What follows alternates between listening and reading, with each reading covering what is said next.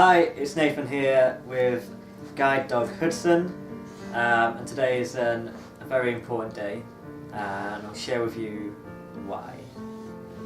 This day, 3 years ago, was the very day I woke up on a Saturday morning to find out I was completely blind. And I'm going to share with you how the story went. When I was 5 years old, I woke up one morning to find that my left knee was completely locked at a 90-degree angle, and I had no movement in it whatsoever.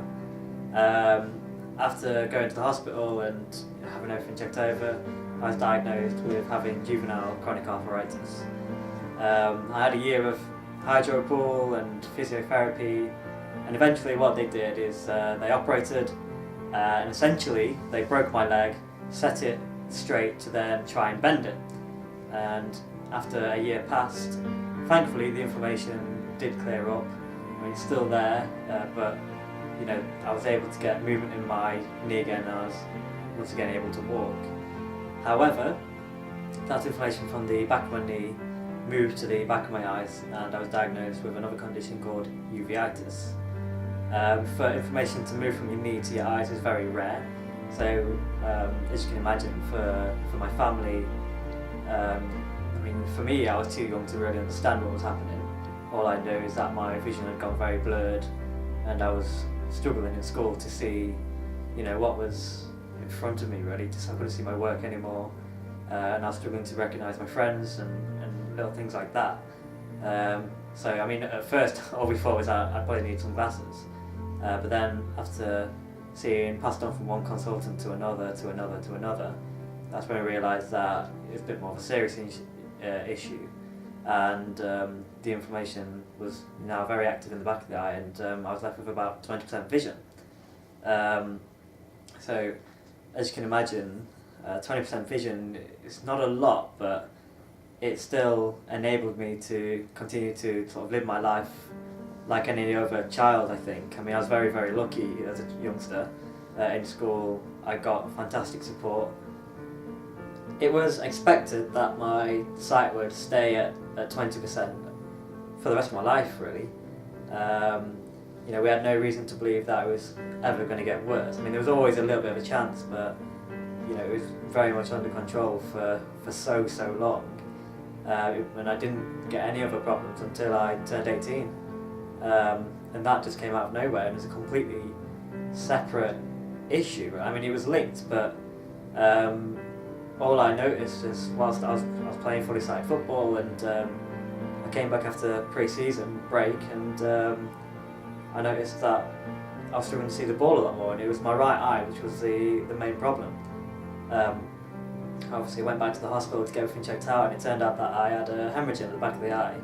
So I had a bleed which was essentially causing my sight to slowly deteriorate. The hospital was struggling to get it under control. I was put on a lot of tablets, but they wasn't seem to work, and so eventually what they tried to do was try an operation to stop the bleed. Unfortunately, during the operation, my right eye lost all of its sight, which was a risk that we knew we had to really try and take. A year later, probably less than a year actually, my left eye got the exact same bleed, which was incredibly rare. It's rare to get it in one, so to get it in two was unbelievable odds, for that to happen. So I was left with a decision. I think it was shortly coming up to my 19th birthday, or shortly after my 18th, I can't quite remember, but I left with a decision to make, and it's either try the operation again, which has already failed once, or I leave it and let it gradually deteriorate. And as a 18, 19-year-old, it's not a very easy decision to make. And unfortunately, it was only my decision. I had support from my family and friends, but it was only me that could really make that decision. To me, I thought I don't want to risk the operation again and just losing it instantly, because I was too afraid. I wanted to hold on to that last bit of sight for as long as I could possibly hold on to it for. So I chose to let it take its course, let it naturally go. And this was a point where I decided that I need to start preparing I need to get ready for this site to eventually, disappear. And that's why I decided to call up guide dogs and go through the process of applying for a little hero, and I was put on the waiting list. It was October 2013 when Hudson and I were matched as a working partnership. You can easily say Hudson very quickly made a big impact, and we get on with our lives, and we, before I knew it, I was out and about, doing things I loved again. But then, as I said, 3 years ago, on this day, the 4th of February 2014 was the day I woke up, and I just, instead of getting 5 or 6 years of having some sight left, I got about 6 months from when I made that decision to let it go. And I woke up and it was just completely pitch black. Nothing.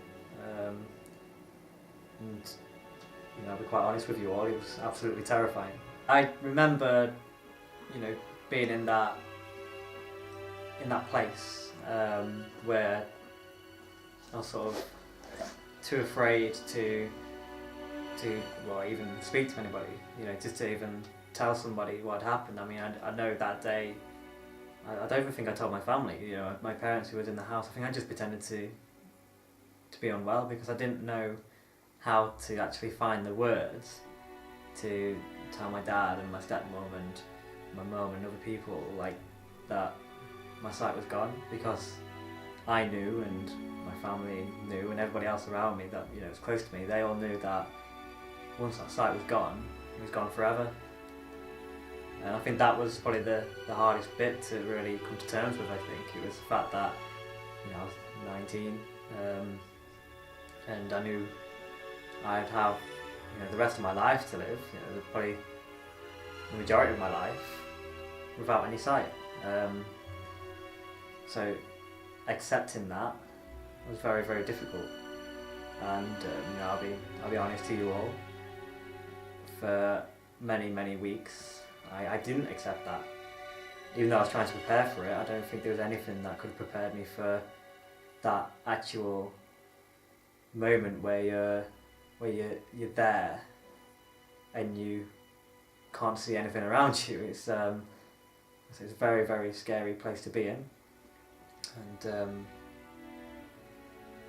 all I could do is think about the future and think one day I want to have children, or one day I want to get married, and the fact that I would never see my child's what they look like, or little things like you never see your bride walking down the aisle. Those little things come into your mind, and it's just very, very hard to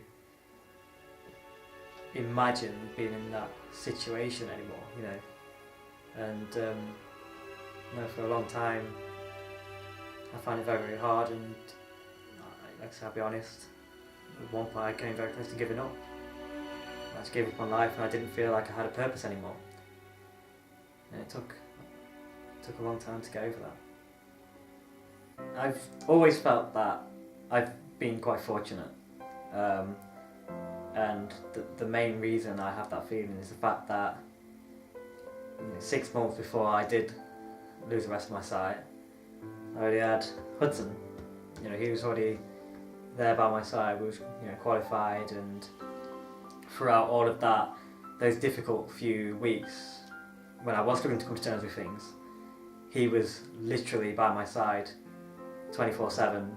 He never left me, and it was like he knew. So it was like he knew exactly what had happened. He could sense the fact that I wasn't the Nathan he'd met 6 months ago when we started our training together. He sensed that I wasn't myself, and he just knew something wasn't right.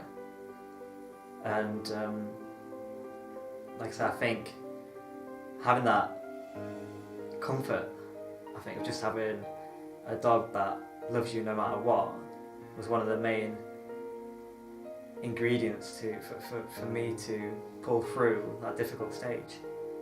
And I owe a lot to Hudson. He probably has no idea what he did for me at that time, but it was sort of, I realised on one of the days I just realised that if I'm going to get through this, Hudson is the one that's going to help me do it. I've got the best thing possible sat right next to me. And that day, I called up guide dogs. To be honest, I called up every charity I could do to see how much support I could get, because I knew I couldn't do it alone. I was lucky again to have good family around me and some good friends. But it was up to me, really, to make that first step and to try and move forward in my life. Before I knew it, we was out doing things I never thought I would have been doing. I made that first step of getting out there, and I think just being a part of society, really, and that was where it all started. And then I sort of started to understand who I was and who Hudson had helped me become. The other aspect, the fact that Hudson has essentially opened me up to the rest of the world. Within no time, Hudson and I were boarding trains, getting in taxis. I mean, even something like getting in a taxi I was too scared to do beforehand, so we was doing that, getting on buses, and we was travelling pretty much all over the country. I always knew that blind football was out there, but the problem is there was nowhere local. I was always going to have to travel to somewhere like Leicester, or sometimes even further. So until I was confident enough to get out there and train travel and know that I can get from A to B without any problems, I was never able to actually give blind football a go. And again, this is just another way that Hudson has managed to help me. He's got me from A to B and gave me the confidence to go and do that. And a year later, from when I first kicked a football, kicked a football blind, we're now living in Hereford, studying at the Royal National College for the Blind. I'm part of the sports academy there, and I'm now part of the England development squad. In a few weeks, I'm going to be. I've been invited to my first England blind senior squad camp, and I now have ambitions. I now have a target. First of all, to get myself an England contract. Second is to be a part of the Euros, which is in Berlin this year, and then the big aim is to represent this nation in the Paralympics, which the next one will be in Tokyo 2020. So it's just, all I can really say is thank you to Hudson. Hudson and I are finalists for the Eukanuba Friends For Life competition at Crufts, and we would really, really, really love your vote, because I just really think this dog absolutely deserves to win this award. Thank you to everybody who has already supported us, and thank you all for the messages. We do read them, and we'd love to hear why everybody thinks he deserves this. Hudson deserves this because, not only has he been there for me emotionally and there for me to get me out and about by being the professional he is, doing his job, but it's also just him as a dog. His character. I mean, people who have met him, they know exactly what he's like. He's a dog that, when the harness goes on, he's a professional, but even so, he's still a bouncy, little, happy dog that wants fusses from everybody out there. But as soon as that harness comes off him, you just see this different side of Hudson. The dog that, first of all, I think top of the list, he's really cheeky. Very, very mischievous, but a bundle of joy to have around the house. There's never ever a dull moment with him, and he's just an absolute pleasure to have in the Edge family. To vote for Hudson and I, please visit the Crufts website and look for the Friends for Life category, or you can also click on the link in this video. Thank you.